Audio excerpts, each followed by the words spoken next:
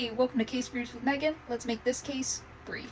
And just a little trigger warning before you start this video: if you're not comfortable with cemeteries or talking about burial grounds, this is probably not the video for you. Feel free to check out any of the other things, but maybe not this one.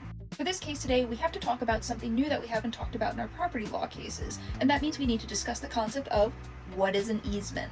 An easement essentially gives you permission to do something on land that you don't own. For example, you might live in a beach town and you might have a pathway alongside your beach house that allows people who don't own your land but would like access to a public beach a way to get to the beach. There might be a little pathway that's still on your land but that other people have the ability to use. What happens when you don't own land, you're just using it for that kind of easement, and something does something really terrible and you want to bring action?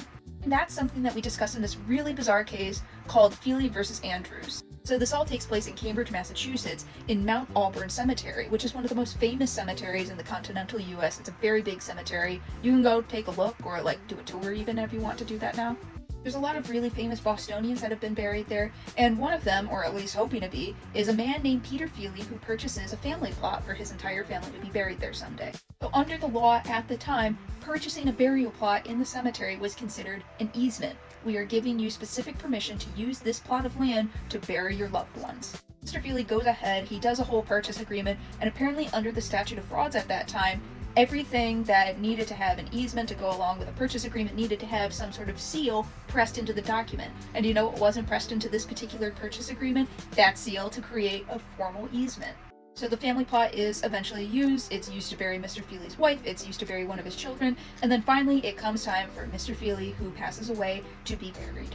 However, something really strange happens, and it's that the superintendent of Mount Auburn Cemetery at the time, a man with the last name Andrews, decides he's not going to tell the family, that he's just going to go check out the family plot to make sure everything is okay. So the superintendent, William Andrews, decides he's going to dig down just to make sure that Mrs. Feeley down there opens up the casket and looks around and is like, man, I've dug down so deep, there's no way that I'm going to be able to fit Mr. Feeley down here. So he takes a couple things out of Mrs. Feeley's casket, including this decorative plate that she had been buried with, and decides he's going to flatten down Mrs. Feeley in her casket, as well as the casket itself, to make room for Mr. Feeley coming down in a few days. Now, the children of Mr. and Mrs. Feeley don't even realize that something's wrong until they go to visit the gravesite and they see on top of the overturned earth that had just been used to bury their father that, hey, there's this decorative plate that Mom was buried with. Why is it above the ground? So the children of Mr. and Mrs. Feeley bring a trespass action because they're like, you just trespassed on our mother and father's gravesite, and it's now causing severe trauma, which yeah, of course it would. And of course, Mr. Andrews brings up the fact that there's no formal seal, but the courts do end up deciding, they're like, okay, we're gonna neg that and just say there is an easement / kind of license here for somebody to bury their family. But now we have the issue at hand, which is, can you bring an action for trespass to land if you don't even own the land, you just own an easement? And the courts decide that the Feeleys actually cannot bring an action for trespass to land.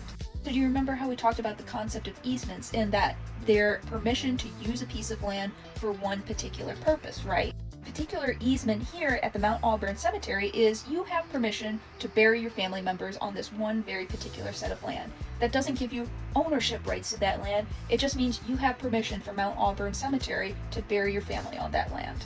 You know what having permission to do something doesn't give you? Ownership. You know what you need to have in order to bring an action for trespass to land? Ownership of that land. Now, might this be where you say, Megan, what about the body and the casket in there? Obviously, we have permission to bury people there. That doesn't mean that these people don't have ownership over the family members that happen to be buried in that plot. Well, the courts actually say something different in this case. Courts here say that once you bury something in that plot of land, like a person, that person becomes part of the soil and thus part of the land. You don't own that person anymore.